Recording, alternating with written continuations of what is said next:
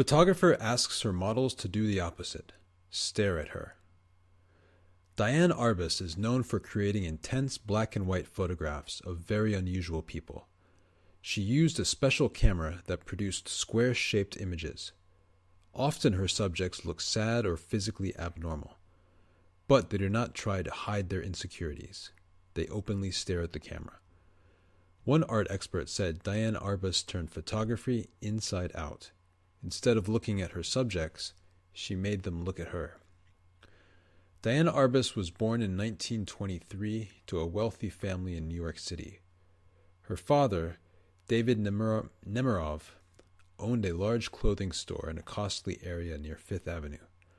Her parents collected art and were part of the high society of New York and traveled often to Europe. They also helped their children express their artistic goals. Diane's brother was the famous poet Howard Nemerov, and her sister became a sculptor. After finishing high school at the age of 18, Diane married Alan Arbus. Mr. Arbus worked in the advertising department of her father's store. It was Mr. Arbus who gave Diane her first camera. Diane soon decided to take a class with the famous photographer Bernice Abbott.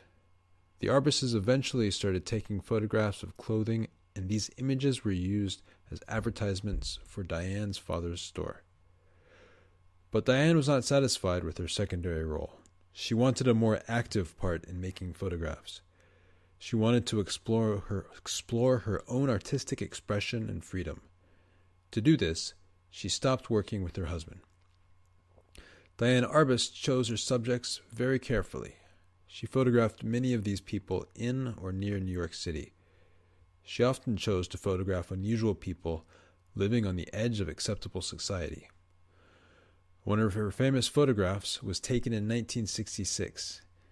It is of a young transvestite. A transvestite is a man who dresses and acts like a woman.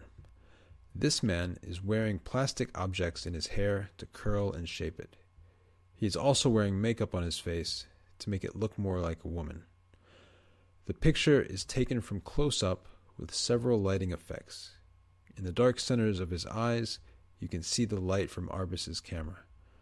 You can see every detail and imperfection of his pale skin.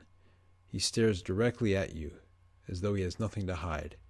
His look is one of interest and acceptance. Another photograph like this is called Mexican Dwarf in his hotel room in NYC. It was taken in 1970. Here, Arbus uses similar dramatic lighting.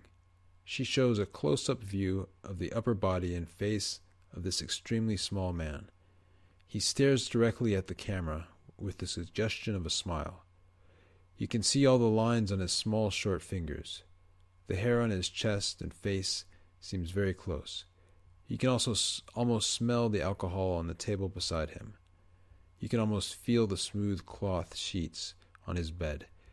It is as though you have entered the personal world of this small stranger.